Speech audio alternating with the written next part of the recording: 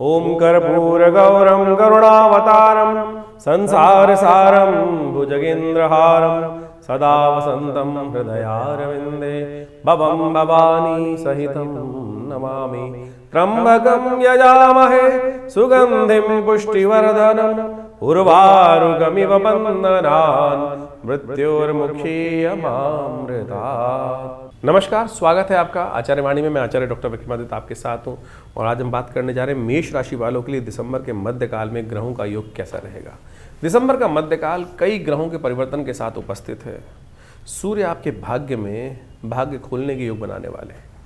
जी हाँ, बड़ा विचित्र योग बनाकर तैयार है और यदि आपने समय की चाल को पहचान लिया तो ये समय आपके लिए बहुत प्रकार से उपयुक्त साबित हो सकता है। इस समय में कई खास रास्ते आपके समक्ष उपस्थित हो सकते हैं। किस रास्ते पर आपको चलना कल्याणकारी होगा ये आपको समझने की आवश्यकता है। इस समय मंगल और शुक्र दोनों अस्त होने वाले हैं। मंगल अस्त चल रहे हैं, शुक्र अस्त होने वाले हैं और सूर्य के साथ जिस प्रकार का उनका योग बनने वाला है वो भाग्यम फलति सर्वत्र न च विद्या न च पौरुषम, इस बात को आप ध्यान रख लें। शनि महाराज आपकी राशि में दृष्टिकोण से इस वक्त बड़े विचित्र दौर से गुजर रहे हैं। 7.5 का काल आपके जीवन में आरंभ हो चुका है, लेकिन देव कृपा से एक ऐसा योग बनकर तैयार है कि एक छोटा सा उपाय शनि के नेगेटिव प्रभाव को ठीक करने के लिए रास्ता भी आपके समक्ष उपस्थित करने के लिए तैयार है। लेकिन ज्ञान होना चाहिए। शास्त्रों में क्या वर्णित है, पद्म पुराण में क्या लिखा हुआ है, वो हम आपको वो रास्ता बताएंगे। और इस दिन खास उपाय यदि आप कर लें इसी पौष के महीने में, एक छोटा सा उपाय शनि के भी तमाम प्रकार से कष्टों को निवृत्ति के योग बना सकता है, शनि को कंट्रोल कर सकता है। ये सारे रहस्य हम आपको बताने वाले हैं। सबसे पहले हम बात कर लेते हैं 11 तारीख की। 11 दिसंबर बृहस्पतिवार का अवसर, सप्तमी तिथि है पौष के महीने की कृष्ण पक्ष की और इस दिन आपकी राशि के दृष्टिकोण से आपकी राशि में बना हुआ है विजय का योग। आपकी राशि में बना हुआ है जो भी कार्य सब एक तरफ, आपकी राशि में आपकी चाल एक तरफ। ग्रहों का योग इतना सपोर्टिव योग आपके लिए बना हुआ है, तो इसलिए इधर उधर ना देखें। जैसे घोड़े की आंखों में नज़र बट्टू बांधे जाते हैं ना, लक्ष्य उसको दिखना चाहिए, सीधा रास्ता ही दिखना चाहिए, बस उसी रास्ते पे आप चलो। किसी का कोई आपको भेद होने के कोई योग नहीं है, तो इसलिए आप बस सोते रहोगे तो फिर कुछ नहीं प्राप्त होगा। जागत है, जो पावत है, जो चलता है वही विजय के दर्शन करता है, इस बात का ध्यान। कालाष्टमी है इस दिन, भगवान शिव का आशीर्वाद लें और शिव का अभिषेक करें। मीठे दूध से भगवान का अभिषेक करना आपके लिए, गुड़युक्त दूध से भगवान का अभिषेक करना आपके लिए समस्त प्रकार से कल्याण का योग बना सकता है। तो इसलिए छोटा सा उपाय, भगवान की कृपा आपके साथ है इस बार। 12 तारीख शुक्रवार का अवसर, अष्टमी तिथि विद्यमान है उदय तिथि के रूप में, इसलिए रुक्मणी अष्टमी का योग बना हुआ है इस दिन ग्रहों की परिवर्तन का योग भी बन रहा है और ये ग्रहों का परिवर्तन थोड़ा सा भारी है। आपके लिए ध्यान रखना, स्वास्थ्य के मामलों में कहीं ना कहीं थोड़ी कुताही भारी पड़ सकती है। बहुत ज़्यादा ओवर वरी करना, बहुत ज़्यादा चिंता करना, ये आपको छोड़ना पड़ेगा। कई बार चीज़ों को बेकार आप सोचते रहते हैं। हर दिन एक समान नहीं होता, कभी खराब कभी अच्छा चलता रहता है, तो इसलिए थोड़ा रिजर्व होकर चलें। सौभाग्य को प्राप्त करने के लिए इस दिन भगवान कृष्ण के साथ रुक्मणी जी का पूजन करें और हो सके तो 8 सौभाग्यवती कन्याओं को इस दिन भोजन कराना चाहिए। व्रत कौस्तुभ के अंदर ये उपाय बताया गया है। सौभाग्य की इच्छा करने वाले लोगों को इस दिन 8 सौभाग्यवती स्त्रियों का आशीर्वाद लेकर उनको भोजन कराने की व्यवस्था करनी चाहिए। कल्याण होता है, कष्ट दूर हो जाते हैं। 13 तारीख शनिवार का अवसर, नौमी तिथि विद्यमान है। ग्रह नक्षत्र थोड़े से हल्के चलते दिखाई दे रहे हैं, इसलिए बहुत ज़्यादा नेगेटिव थिंकिंग ना करें। वो कहीं ना कहीं नेगेटिव थिंकिंग जो होती है भारी पड़ सकती है। शनि का उपाय करें। शनि की 7.5 आप पर चल रही है। आपकी राशि के दृष्टिकोण से शनि को मनाना बहुत ज़रूरी है। आपकी राशि के स्वामी जो हैं वो मंगल महाराज हैं, वो भी कहीं ना कहीं अस्त चल रहे हैं, तो आप सही जगह पुरुषार्थ नहीं कर रहे हैं, ये समस्या है आपकी। और देवता चित्तन धरहि हनुमत से ही सर्व सुख करहि। हनुमान जी की आराधना कीजिए, हनुमान चालीसा का पाठ कीजिए, सुंदरकांड का पाठ कीजिए और जितना सुंदरकांड का पाठ करेंगे ना उतने आपके कष्ट दूर रहेंगे। इन दिनों बवाल में न फंसे, हनुमान जी का सहारा अवश्य बनाए रखें आपकी राशि के दृष्टिकोण से। और हम विवेकानंद योगाश्रम में समय समय पर सुंदरकांड का पाठ कराते ही रहते हैं। आइए, कोई खर्चा नहीं होता आपका। आप हर मंगलवार के दिन ये कार्यक्रम होता ही है, उस पर अवश्य बैठे। आपके साथ विशेष हनुमान जी को चोला चढ़ाएं और साथ साथ सवामनी का भोग होता है, हनुमान जी का यज्ञ होता है। शनि ग्रह को शांति करने के लिए उपाय किए जाते हैं, तो आप अवश्य उनका सहारा लीजिए, कल्याण होगा।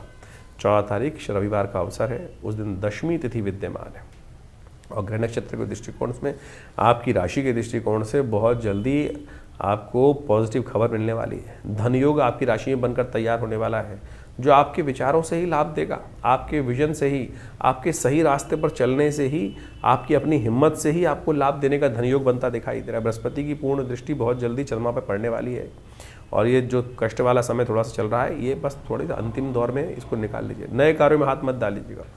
शुक्र अस्त होने वाला है, इस बात का ध्यान रखें। सुबह सुबह शुक्र जो है वो अस्त होने की स्थिति जाएगा, तो हो सकता है आपकी राशि के दृष्टिकोण से इस वक्त योग बने कि आप थोड़े से कहीं ना कहीं अनमने रहें, यानी स्थिति में थोड़ी सी डिप्लोमेसी आपके हाथ से चीज़ें निकल सकती हैं। इसलिए इस बात का ध्यान रखें, थोड़ा सा अपने विचारों को ध्यान रखें। इत्र लगाएं ज़रूर, इस दिन इत्र का इस्तेमाल करना आपके लिए अच्छा रहेगा। हो सके तो भगवान का भी थोड़ा अभिषेक इत्र से कर लीजिए। हो सके तो इत्र थोड़ा डालकर, रविवार का अवसर है, भगवान सूर्य को अर्घ्य दे दीजिए, वो भी आपके लिए कल्याणकारी रहेगा। नए कार्यों में हाथ मत डालिएगा, नए कार्यों में न जाएं, इस बात का ध्यान रखें। 15 तारीख का दिन सोमवार का अवसर है। मेष राशि वालों के लिए जो ग्रहों की सूचना है वो बहुत पॉजिटिव है।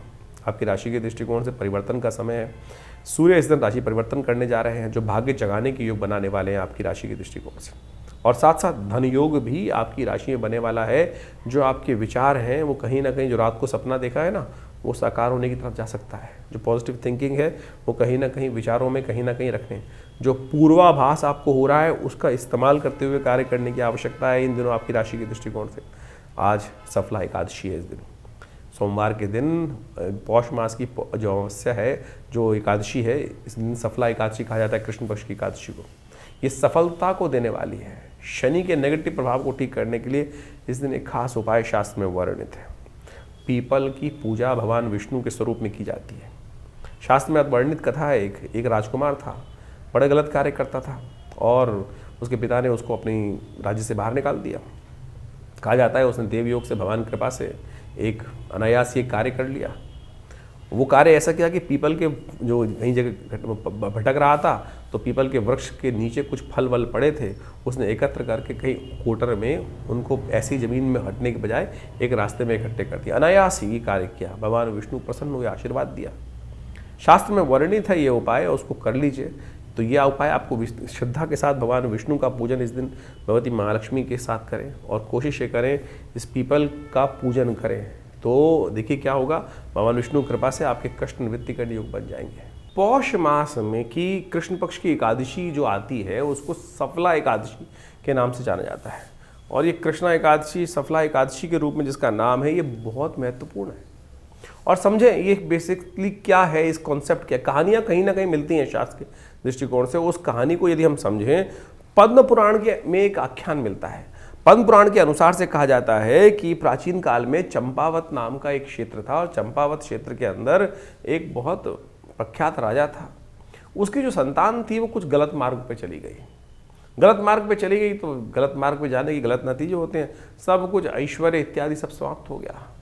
लेकिन देव योग से कहीं ना कहीं कुछ अच्छा कार्य किया होगा कभी ना कभी, क्योंकि उसी के कारण से उस परिवार में उस व्यक्ति को जन्म लेने का अवसर मिला।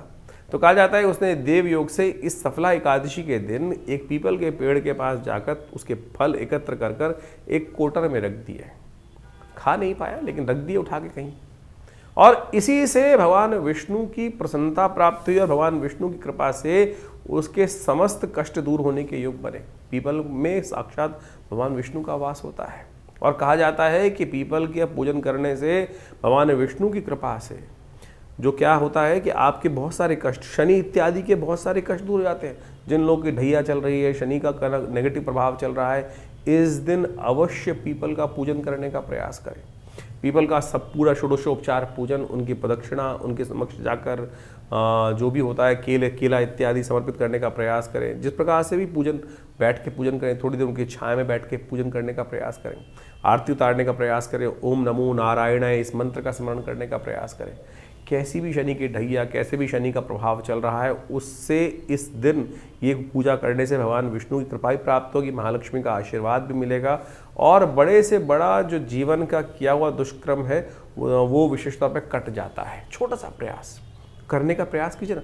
जितने ये देखिए, ये टेस्टिमनीज हैं, जो उपनिषद की कथाएं हैं, पुराणों की कथाएं हैं, वो विशेष तौर पे उस राजा की कथा यदि आप समझ लें तो क्या है कि उसने केवल इतने से तो किया कि जो पीपल के पेड़ के नीचे जो फल इत्यादि होते हैं उनको एकत्र कर कर एक जगह कोटर में इकट्ठा कर दिया। तो मुझे लगता है कि आपको भी यदि इसी भाव से उस कोटर में जाकर उस फलों को एकत्र कर कर उनको वहीं प्रसाद रूप में थोड़ा सा भक्षण भी कर लें। पीपल का जो वृक्ष का जो फल है वो विशेष तौर पर आप मान के चले कि ये बहुत अद्भुत शक्ति संपन्न माना जाता है, बहुत सारे कष्टों को निवारण करने का योग बनाता है। शनि के तमाम प्रभावों को दूर करने के लिए, नेगेटिव प्रभावों को दूर करने के लिए तो ये अद्भुत है। तो इस दिन विशेष तौर पर क्या करना है, पीपल के पेड़ के पास जाके बैठना है, थोड़ी देर वहाँ उनका आरती पूजन करें, ओम नमो नारायणाय का स्तवन करते हुए प्रदक्षिणा करें और एक अपनी हाइट के बराबर का धागा ले लीजिए और उसको वहीं पर वहाँ प्रदक्षिणा करके 7 प्रदक्षिणा करके उस पीपल के डोर में बांध दीजिए पीपल के साथ साथ। और साथ साथ एक तिल का तेल होता है उसका दीपक लेकर वहीं प्रज्वलित कर दीजिए। ओम नमो भगवते वासुदेवाय, ओम नमो नारायणाय, इसका स्तवन करें तो देखिएगा भगवान की कृपा से आपके बहुत सारे कष्टों को ठीक करने के लिए, जो भी दोष जीवन में लगे हैं कर्म के अनुसार से, उससे निवृत्त होने के लिए भगवान की कृपा से कष्ट दूर होने का ये योग बनेगा। छोटा सा प्रयोग, शास्त्रोक्त है, लगता बहुत छोटा है, लेकिन आप सत्य माने जो प्रभाव पद्म पुराण में लिखा है वही कथा हमने आपके समक्ष उपस्थित करी है। तो आप इसको करें, देखिए कल्याण के अवसर आपको प्राप्त होंगे। 16 तारीख का दिन मंगलवार का अवसर है और इस दिन सूर्य परिवर्तन की तरफ जा चुके हैं। सुबह 4:20 पर सूर्य ने जो परिवर्तन किया है आपकी राशि के दृष्टिकोण से, इस कारण से जो संक्रांति का पुण्य है वो इसी दिन रहेगा। खरमास आरंभ पूरा है। मेष राशि वालों, आपके लिए ये परिवर्तन बहुत विशेष है। ऐसे में ये परिवर्तन आपकी राशि के दृष्टिकोण से कहीं ना कहीं आपके रुके हुए कामों को पूर्ण करने की तरफ ले जाने की रास्ते बना सकता है। कहीं ना कहीं राज्य के कामों में लाभ प्राप्ति के योग बन सकते हैं। धर्म कार्य में आपकी जितनी वृत्ति रहेगी उतनी उन्नति के योग बन सकते हैं। लेकिन ध्यान रखना, बहुत ज़्यादा आपका रवैया जरा टुलमुल रहेगा ना, वो कहीं ना कहीं बहुत ज़्यादा गुस्से में, बहुत ज़्यादा कहीं ना कहीं शांत, इस बात का ध्यान रखना कि बैलेंस होकर चलने की ज़रूरत है। इस समय जो भी कार्य करें, सब कुछ करें, बैलेंस होकर करने का प्रयास करें। एग्रेसिवनेस फालतू की और बहुत ज़्यादा ओवर डंपनेस, दोनों कहीं ना कहीं आपके लिए अनिष्टकारी हो सकती है। तो इस बात का ध्यान रखते हुए आपको कार्य करने की ज़रूरत है। बैलेंस होकर चलिए। थोड़ा हनुमान जी के, जितना धार्मिक कार्य में रहेंगे ना, हनुमान जी की अवश्य पूजा करें। इस वक्त हनुमान जी आपके समस्त कार्यों को सिद्ध करने के योग बनाने वाले। मंगलवार का अवसर है, सुंदरकांड का पाठ लगातार करते रहें। 7:30 चल रही है, वही आपके समस्त कष्टों को निवृत्ति का योग बनाएंगे। तो इसलिए ये सूर्य का जो परिवर्तन जो आपके लिए हो रहा है, ये बहुत आपके लिए कल्याणकारी योग बना सकता है। भगवान सूर्य को नित्यपति जल दें। आपकी राशि में ही सूर्य उच्च होते हैं आके, तो इसलिए भगवान सूर्य के जो भी उपाय शास्त्र में वर्णित हैं, गायत्री का जप, गेहूं का दान, ये सब अवश्य अपनी श्रद्धा के अनुसार से अवश्य करने का प्रयास करें। हो सके तो इस एक काम और करने का प्रयास करें, आपकी राशि के दृष्टिकोण से वो अच्छा रहेगा। चांदी के बर्तन से भगवान सूर्य को अर्घ्य दें और वो आपके लिए अच्छा है। और मन को शांत करने के लिए यदि खाने में चांदी के बर्तनों का या चांदी के गिलास का उपयोग कर सके तो वो भी अच्छा रहेगा आपकी राशि के दृष्टिकोण से। तो धनु संक्रांति जो है वो विशेष तौर पर होने को तैयार है और एक खर मास माना जाता है। इस बार 15 दिसंबर की रात्रि में करीब 28 यानी सुबह 4 बजे, यानी आप मान के चलें 16 तारीख को सुबह 4 बजे सूर्य परिवर्तन की तरफ जा रहे हैं। संक्रांति सुबह 4 बजे होने के कारण से, रात्रि में सूर्यास्त होने के बाद से होने के कारण से, इसका जो पुण्य है वो 16 तारीख को ही माना जाएगा। खरमास आरंभ हो रहा है और खरमास में क्या होता है कि सूर्य की गति थोड़ी कम हो जाती है। और ये सूर्य की गति, सूर्य ऊर्जा के मालिक माने जाते हैं। सूर्य ऊर्जा के मालिक माने जाते हैं, संसार को चलाने वाले माने जाते हैं। और जो मीन राशि में और धनु राशि में जब सूर्य आते हैं, बृहस्पति की राशि में है, तो वो कहीं ना कहीं सूर्य की गति को कहीं ना कहीं कम होने के योग बन जाते हैं। लेकिन ऐसे में इस बार जो है वो सूर्य की गति कम नहीं करने देंगे बृहस्पति, क्योंकि बृहस्पति बिल्कुल सम्मुख बैठे हुए हैं सूर्य के, और वो बृहस्पति जो है उनका प्रभाव पूरी तरह से सूर्य पे पड़ता दिखाई दे रहा है। तो ऐसे में आपको अपनी एनर्जी कम नहीं दिखाई देगी, थोड़ी सी एंजाइटी ज़्यादा रहेगी, तो थोड़ा द्वंद्व से फंसते बदलाव करें, इस बात का ध्यान रखें बिल्कुल कि सूर्य के बिल्कुल सम्मुख बृहस्पति महाराज अपनी राशि पर पूर्ण दृष्टि डालते दिखाई दे रहे हैं। तो ये खर नेगेटिव नहीं है, खर मास जो है ये पॉजिटिव ही बनता दिखाई दे रहा है। ऐसे में थोड़ा सा नित्यपति उपाय भगवान सूर्य का अवश्य करने का प्रयास करें। सबसे बड़ा उपाय हमने आपकी राशि के दृष्टिकोण से तो उपाय बताया ही है, लेकिन एक बात और ध्यान रखें, थोड़ी देर भगवान सूर्य का दर्शन अवश्य करें। हो सके तो एक तांबे के लोटे में थोड़ा जल लेकर और उसमें एक पीला पुष्प और साथ में थोड़ी सी रोली, लाल रंग की रोली जो मिलती है उसको डाल लीजिए और भगवान सूर्य का दर्शन करते हुए ओम अहे सूर्य सहस्त्रांशो तेजो राशि जगतपदे अनुकंपाय मां भक्ता गणर्गम दिवाकरम भास्कराय नमः दिवाकराय नमः सूर्याय नमः, इन्हीं मंत्रों के द्वारा आप भगवान सूर्य को नित्यपति अर्घ देने का प्रयास करें। और ऐसे में कहा जाता है कि धनु की जो संक्रांति होती है उस समय में गर्म कंबल का दान, कपड़ों का दान, चप्पल का दान, जूते का दान, तिल का दान, गुड़ का दान, यदि ब्राह्मणों को किया जाए, ज़रूरतमंद लोगों को किया जाए, तो भगवान सूर्य के जितने भी कमज़ोर स्थिति ज्योतिष में बनी हुई है उन सबको ठीक करने की स्थिति बहुत बढ़िया उत्पन्न हो जाती है। तो ये छोटे छोटे उपाय हैं, इनको अवश्य करने का प्रयास कीजिए। देखिए परिवर्तन की स्थिति अवश्य आपके लिए सूर्य जो है इस बार हमने कहा नेगेटिव नहीं है, पॉजिटिव बनकर आ रहे हैं। तो इनका प्रभाव यदि मिल जाए, क्योंकि बृहस्पति की राशि में है, बृहस्पति से दृष्ट है, तो ऐसे में ये उपाय जो हमने आपको कहे हैं छोटे हैं लेकिन बिल्कुल बहुत बढ़िया लाभ आपको देने के योग बनाने वाले हैं। मेष राशि वालों, 17 दिसंबर के दिन बुधवार का योग बन रहा है, साथ साथ प्रदोष का योग है, त्रयोदशी तिथि का योग है। इस दिन ग्रह नक्षत्रों के दृष्टिकोण से आपके ग्रह थोड़े से कहीं ना कहीं थोड़े से कष्ट में होते दिखाई दे रहे हैं। मन कहीं ना कहीं दुविधा में फंसता दिखाई दे रहा है, थोड़ा बैलेंस करना पड़ेगा। बहुत ज़्यादा ओवर थिंकिंग कहीं ना कहीं कष्टकारी हो सकती है, इस बात का ध्यान रखें। जो आप संसार और संसार से बाहर आत्मा परमात्मा की बात, पाप पुण्य के चक्कर में ज़्यादा फंसोगे तो कहीं ना कहीं मन जो है वो अननेसेसरी परेशानी का योग बना सकता है। इन दिनों ग्रह थोड़े से हल्के हैं, तो उनको ठीक करने के लिए आप एक काम करें, ओम नमः शिवाय का जप करें। हो सके तो आपकी राशि के दृष्टिकोण से धार्मिक स्थलों में कहीं ना कहीं कुछ पूजन इत्यादि कराना आपके लिए कल्याणकारी योग बना सकता है। शिव मंदिर में जाकर शाम के समय थोड़ा दूध से भगवान का अभिषेक करना आपके लिए कल्याणकारी रहेगा। बुध प्रदोष है, इस दिन भंग से भगवान का अभिषेक करने से कहा जाता है विजय प्राप्त करने के योग बन जाते हैं। 18 तारीख बृहस्पतिवार का अवसर, चतुर्दशी तिथि विद्यमान है, महाशिवरात्रि का योग बन रहा है, पौष मास की शिवरात्रि है। और ऐसे में ग्रह नक्षत्रों के दृष्टिकोण से ग्रहों का योगायोग यदि देखा जाए तो आपकी राशि के दृष्टिकोण से जो योग बन रहा है वो 7:30 का समय इस वक्त आपकी राशि में चल रहा है। और ऐसे में 7:30 जो है वो कहीं ना कहीं बार बार शनि महाराज जो है बने बनाए काम में कहीं ना कहीं कुछ ना कुछ मनोमस्तिष्क में थोड़ा नेगेटिव प्रभाव उत्पन्न करते दिखाई दे रहे हैं, तो उनका कंट्रोल आपको लगातार करना पड़ेगा। उसके लिए खासतौर पर शनि स्तोत्र का पाठ लगातार करते रहें। कभी कभी एक काम, मासिक शिवरात्रि है ना, तो दूध में थोड़े से तिल डालकर ओम नमः शिवाय का पाठ करते हुए, या शन्नो देवी रविष्ट्रया आपो भवन्तु पीतये शन्नो रविष्ट्रवन्तु नः, महाशिवरात्रि एक बार आती है हर महीने में, तो ये उपाय अवश्य करें। भगवान शिव के निमित्त दूध में थोड़ा तिल डालकर या पानी में थोड़ा तिल डालकर भगवान का अभिषेक कर लेंगे ना, तो भगवान की कृपा से आपके लिए समस्त कष्टों से दूर करने का योग बनेगा। क्योंकि शास्त्र में कहा गया है, भावी में अट सके त्रिपुरारी, भगवान शिव का आशीर्वाद सब कष्टों से निवृत्ति का योग दे देता है। 19 तारीख शुक्रवार का अवसर है, अमावस्या तिथि का योग बन रहा है, और इस दिन आपकी राशि के दृष्टिकोण से ग्रह योग जो है वो आपको पॉजिटिव करने के लिए बहुत सुंदर योग बना के तैयार बैठे हुए हैं। इसलिए दिन के जो थोड़े कष्ट हैं उनको सह लीजिए, शाम तक आपकी राशि में कुछ ना कुछ पॉजिटिव योग होने की स्थिति उत्पन्न हो रही है, आपकी राशि में ऐसा योग बन रहा है।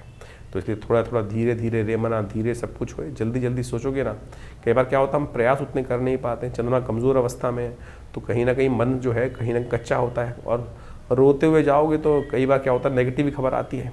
तो इसलिए पॉजिटिव हुई है, पॉजिटिव रखना सीखिए। बहुत जल्दी से अगले दिन का सूर्योदय आपके लिए बहुत पॉजिटिव होने जा रहा है। इस दिन अमावस्या है, पितरों के निमित्त जो भी हो सकता है दान पुण्य भोजन तर्पण गायत्री यज्ञ अवश्य करने का प्रयास कीजिए।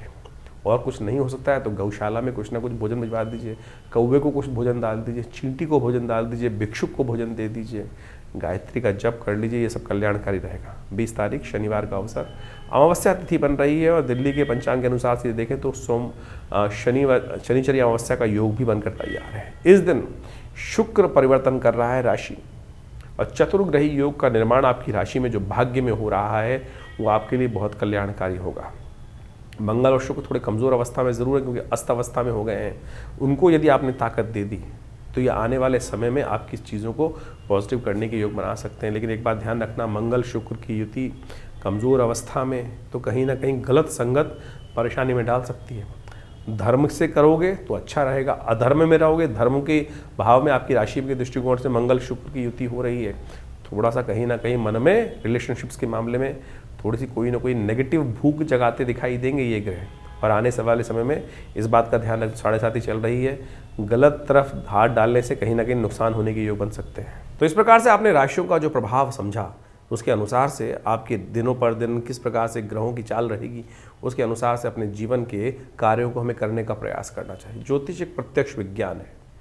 ज्योतिष के अनुसार से इस बात को हमको अच्छे समझ लेना चाहिए कि जो प्रभाव है वो विशेष तौर पर कहीं ना कहीं वो छाया पड़ रही है, वो सूर्य परिवर्तन की तरफ जा रहा है। जैसे बड़ा परिवर्तन होता है ना, जैसे गर्मी सर्दी बरसात ये सब प्रभाव होता है, तो प्रकृति पर इसके अनुकूल से प्रभाव पड़ते हैं। अब व्यक्ति विशेष के ऊपर से किस प्रकार का प्रभाव पड़ने के योग बनने हैं वो विशेष तौर पर समझने की आवश्यकता है। जैसे क्षेत्र के अंदर बारिश हो रही है, उस क्षेत्र में हज़ारों लोग रहते हैं, करोड़ों लोग रहते हैं, लाखों लोग रहते हैं, उनके अपने अपने प्रभाव हैं। किसी के लिए वो वृष्टि अच्छी है, किसी के लिए वो सर्दी अच्छी है, किसी के लिए वही सर्दी रोग कारक हो जाती है। तो ये सारा का सारा बाइफिकेशन जो है वो राशियों के अनुसार से हम समझ सकते हैं, अपनी इंडिविजुअल जन्मपत्री के अनुसार से। जितना इसको सूक्ष्म करते जाएंगे ज्योतिष को, उतना ज़्यादा ज्योतिष की गणनाओं का प्रत्यक्ष चमत्कार हमको अपने जीवन में देखने को मिल सकता है। तो इसलिए बहुत सारे लोगों के प्रश्न लगातार हमारे व्हाट्सएप पे भी आते रहते हैं, और बहुत सारे लोग व्हाट्सएप पे वैसे भी भेजते रहते हैं कि हमारे जन्मपत्री के अनुसार से क्या कुछ जानना है। देखिए, जन्मपत्री को वृहद वर्णन करना परम आवश्यक है। देखिए, ऐसा कई बार क्या होता है कि हम सब लोग नेगेटिव चले जाते हैं ज्योतिष के अनुसार से। हमारे जीवन में हमें पता चला कि कुछ कष्ट के योग हैं, तो हम कहते हैं फिर ये बायस है, गलत है, कुछ ना कुछ। लेकिन देखिए, सब कुछ कर्म के हाथ में है। कर्म प्रधान विश्व रच राखा। जैसे आपके जीवन में जो भोग बन रहे हैं, जो कुछ योग आपके समक्ष आ रहे हैं, वो सब कर्म का ही प्रभाव है। शुभ कर्म करेंगे तो शुभ फल आएगा, और अशुभ करेंगे तो अशुभ का योग बनेगा। तो इसी प्रकार से आपके जीवन में यदि कोई ग्रहों का अशुभ प्रभाव बनकर आ रहा है, तो उसको ठीक करने के लिए सही कर्म, सही दिशा पकड़ना ही वास्तविक तौर पर सही कर्म करना है।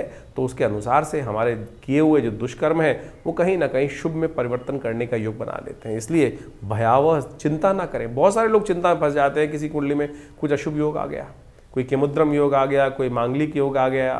तो पहले तो मांगलिक योग का ये समझ लें कि नेगेटिव योग है ही नहीं भाई। बहुत सारे लोग जबरदस्ती डरने का प्रयास करते हैं। कुछ लोग ज्योतिष के दृष्टिकोण से पितृदोष पितृदोष का हंगामा मचा देते हैं। अरे ज्योतिष में कहीं ज्योतिष का विषय पितृदोष है ही नहीं। अध्यात्म का विषय भी पितृदोष नहीं है। ज्योतिष की गणनाओं को देखकर, चार्ट को देखकर कोई ये कहे कि आपकी कुंडली में पितृदोष का योग स्थिति है, तो बिल्कुल नहीं पता चल सकता। बिल्कुल ऐसा कोई योग नहीं। हाँ, इस प्रकार के योग बनते हैं कि कैसे लोगों को सावधान रहना चाहिए, कैसे आपको अपने जो कर्म है वो ठीक करने का प्रयास करना चाहिए। तो यदि आप ये मान के चलें कर्म का, जैसे आप सोचें कि आपके सामने आपके बड़े आ रहे हैं, पिता आ रहे हैं, कोई आ रहा है, अमावस्या आई या कोई स्थिति हुई, और उस समय आपने उनके प्रति जो दायित्व कर्तव्य था वो नहीं किया, एक पितृदोष कैसे बनता है? आप मान के चलें आपने किसी बुजुर्ग व्यक्ति को कुछ उल्टा सीधा कह दिया और उसके मन से कुछ परेशानी हुई, तो आप समझें ये ऋण आप पे चढ़ गया, कर्म का दोष आपके जीवन में हो गया। और यही वास्तविक तौर पर जो कुछ दोष हैं वो बनते हैं। और ये कुंडली के अनुसार से बोलना कि भाई आपकी कुंडली में तो पितृदोष का योग बना हुआ है, तो ये बिल्कुल गलत है, फालतू की बात है। तो आप अपने कर्म को सुधारने का प्रयास करें, सही दिशाओं में कार्य करने का प्रयास करें, और जो कुछ कार्य हम आपको बता रहे हैं, आपकी राशि के अनुसार से योग बन रहे हैं, आपकी जन्मपत्री के अनुसार से योग बन रहे हैं, उनको करके तो देखिए। हमने प्रत्यक्ष चमत्कार एक नहीं हज़ारों बार देखे, हज़ारों बार देखे हैं, और बहुत ज़बरदस्त तरीके से जीवन के कष्ट दूर होने के योग बनते हैं। तो इसलिए अपने कर्म को सुधार कर सही दिशा पकड़ें, जन्मपत्री को समझने का प्रयास करें। बहुत सारे लोग कहते हैं हमारे पास जन्मपत्री नहीं है, हमारे को राशि ही नहीं पता है। तो आपकी नाम की राशि भी तो है, आपके नाम के अनुसार से आप जान सकते हैं कि कौन सी राशि आपकी बन रही है। राशियाँ कई प्रकार की हैं, जन्म की राशि, सूर्य की राशि, चंद्रमा की राशि, लग्न राशि, और तो और उसके बाद आपकी कुंडली में जो नाम से आपके राशि चल रहे हैं वो योग। पुराने ज़माने में योग चलता था, बहुत सारे नाम से जाकर जन्मपत्री देख ली जाती थी, राशियों को मिलान करने की प्रयास। जन्मपत्री जब मिलान करते थे पति पत्नी की, तो उसके बाद एक योग अपनाते थे वो लोग कि भाई अगर जन्मपत्री नहीं मिल रही है तो लड़की का नाम या लड़के का नाम शादी के बाद बदल दिया जाता था। क्या था वो राशि के योग बदलने का ही तो एक छोटा स्टेप था। ठीक है, वो अज्ञानता के कारण से था, उससे प्रभाव, लेकिन ये सब छोटे छोटे टोटके जो तथाकथित तौर पर ज्योतिष के अंदर रहे हैं, इन सब का प्रभाव होता है वही राशि के दृष्टिकोण से। तो आप इनको सही समझने का प्रयास करें। तो आपकी राशि जन्मपत्री में योग में क्या योग बन रहे हैं, किस प्रकार की स्थिति ग्रहों का परिवर्तन से प्रभाव पड़ेगा। और बिल्कुल आप सत्य माने, अभी बृहस्पति महाराज चेंज हुए कुछ दिन पहले, हमने ऐसा देखा कि बिल्कुल जो संसार में प्रभाव पड़ रहा था, बहुत सारे लोग प्रत्यक्ष योगों की कुंडली में परिवर्तन दिखाई दिया। तो आपके लिए कौन सा समय अच्छा है, कौन सा समय खराब है, हम वैसे तो नित्यपति बताते ही हैं। तो आपके मन में भी कोई प्रश्न चल रहे हो, चिंता ना करें, आप हमारे इस कार्यक्रम में हमारे साथ जुड़ सकते हैं। और व्हाट्सएप के माध्यम से भी आप अपने प्रश्न को भेजते हैं बहुत सारे लोग, लेकिन उसमें सिर्फ किसी ने हाथ बना के भेज दिया, किसी ने केवल अपना नाम लिख के भेज दिया, ना प्रश्न लिखा है ना कुछ लिखा है, तो जवाब कैसे दिया जाएगा। तो आप अपने प्रश्नों को सही से, अपना नाम, आपकी आयु, आपकी date of birth, time of birth, place of birth, कहाँ जन्म स्थान है, वो सब लिखिए, और साथ साथ अपने जन्मपत्री की एक फ़ोटो भेज दीजिए अगर है तो आपके पास, और क्या आयु है आपकी इस वक्त, और क्या प्रश्न आपके मन में चल रहे हैं, क्या समस्या को निदान चाहिए। हज़ारों लोगों के प्रश्न आते हैं और बहुत सारे लोगों ने कुछ लिखा ही नहीं होता है, तो जवाब क्या दिया जाए हमारे आश्रम की तरफ से। तो इसलिए कोशिश ये करें डिटेल्स को सही से भेजने का प्रयास करें। और बहुत सारे कार्यक्रम समय समय पर आपके लिए होते ही रहते हैं आश्रम पे, आप उन सब में भी समय समय पर आकर आश्रम पे जुड़ सकते हैं। प्रयास करेंगे कि संसार के कष्ट दूर हों, जीवन के कष्ट बहुत अद्भुत प्रकार से दूर होने के लिए ज्योतिष विज्ञान का सर्जन हमारे ऋषि मुनि ने किया है, तो उसका लाभ लीजिए, कल्याण होगा।